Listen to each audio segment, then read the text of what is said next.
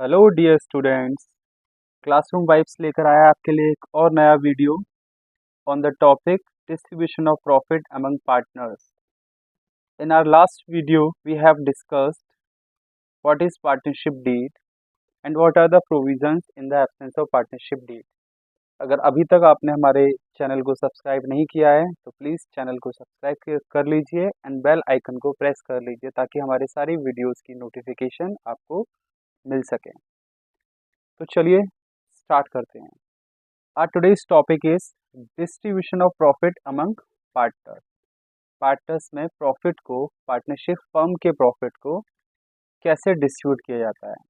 Okay, so to distribute profit among partners we prepare और a partnership firm prepare profit and loss appropriation account.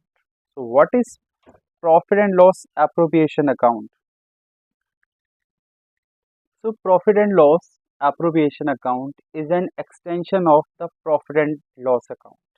That means profit and loss appropriation account is prepared after preparing profit and loss account. This account is credited with net profit as per P&L account and interest on drawings. P&L appropriation account credit होता है net profit as per P&L account के साथ and interest on drawings के साथ, ठीक है। And at the same time it is debited with net loss as per P&L account, interest on capital, salary slash commission to partners. Means at the same time this account is debited if we have net loss in P&L account, and when we are going to provide interest on capital to partners, salary to partners, commission to partners. So here this interest on capital, salary and commissions are the appropriations that we have to provide to the partners, and to provide them we prepare profit and loss appropriation account. Please keep remember in the mind, here interest on capital, salary and commission are the appropriations because they are given to partners.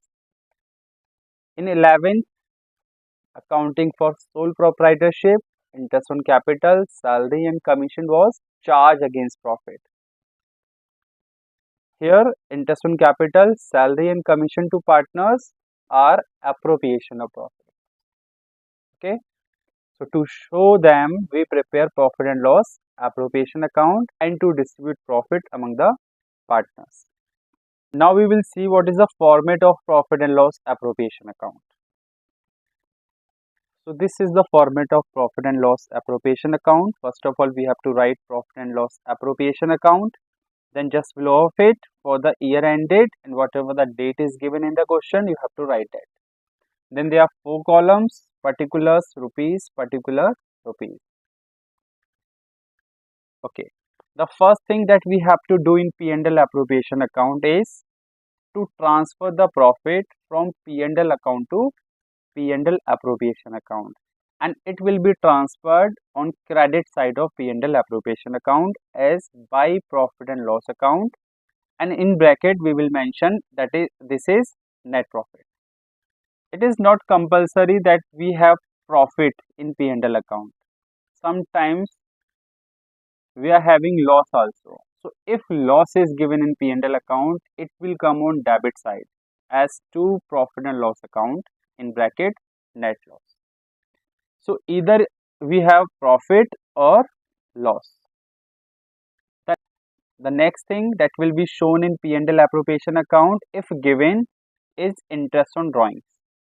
We charge interest on drawings from the partners. So it will be shown on credit side of profit and loss appropriation account as by interest on drawings, and then just below it name of the partners will be written. If there are 2 partners, then the partner 1 and then partner 2. For example, there are 2 partners A and B. So A, the amount of A, and then B, the amount of B, and then total will go in the final amount column. Okay, so next If interest on capital is allowed to partners, it will be shown on debit side of profit and loss appropriation account as to interest on capital and then name of the partners. If two partners, then two names. If three partners, three names. The amount of partners will be written inside and the total amount of interest on capital will be shown in the amount column. And the next thing, salary and commission to partners.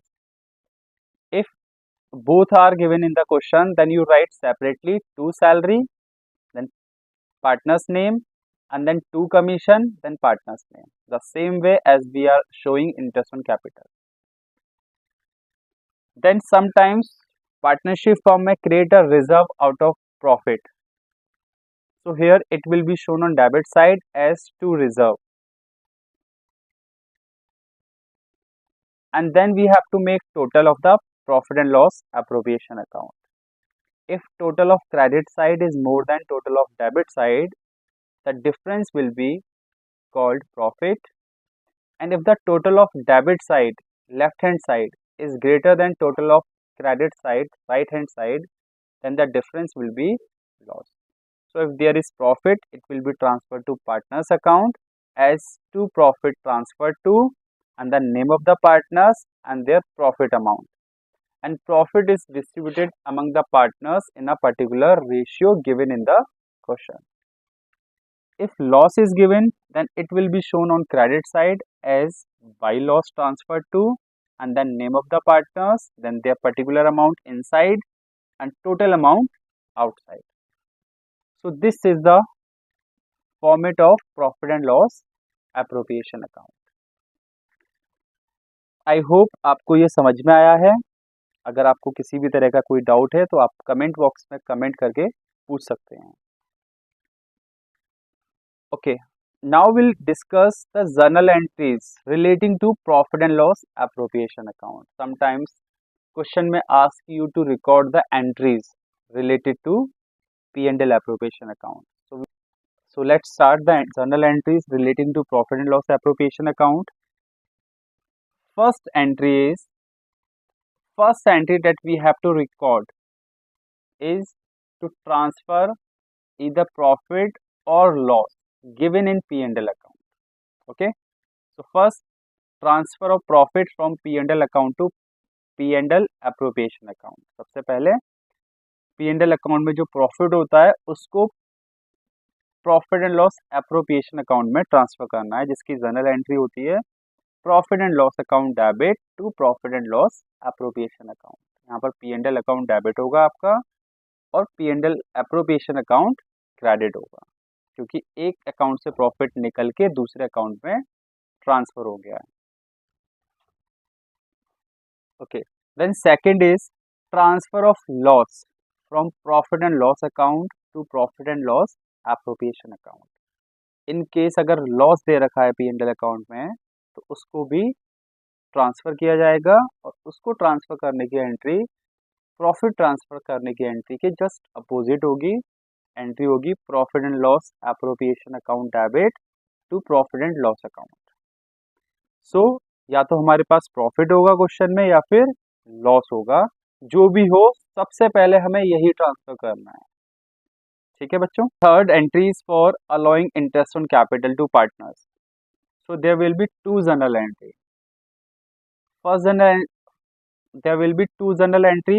First for allowing interest on capital to partners, and the other second for transferring amount of interest on capital to P&L appropriation account.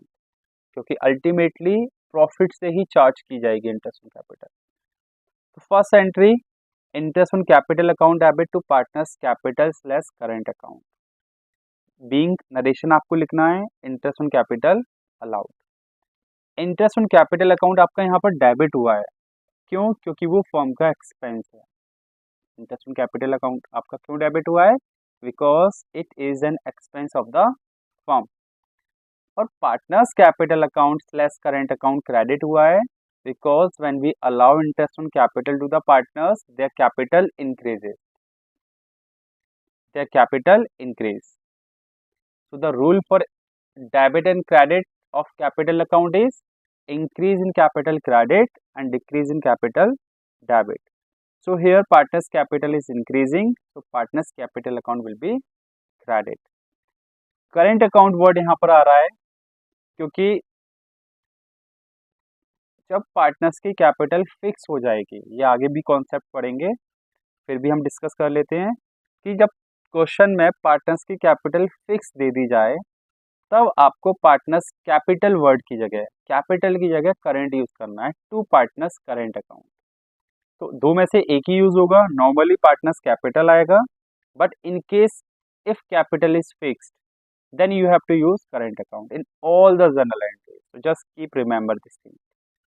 Second, आपका जो interest on capital है वो P&L appropriation में transfer होगा, जिसकी journal entry होगी profit and loss appropriation account debit to interest on capital. So there are two journal entries for interest on capital. जब आपसे जनरल एंट्री पूछी जाएंगी तो आपको दोनों जनरल एंट्री करके आनी है इंटरेस्ट ऑन कैपिटल के लिए. The next general entry for salary और commission. If both the things are given in question, then do the journal entry separately. तो यहाँ पर हमने कंपाउंड करके दिखा दिया है, तो यहाँ पर भी सेम है, पहले अलाउ करने की और फिर ट्रांसफर करने की. तो फर्स्ट एंट्री होगी partners salary slash commission account debit to partners capital account, being कर देंगे सैलरी अलाउड और कमीशन अलाउड.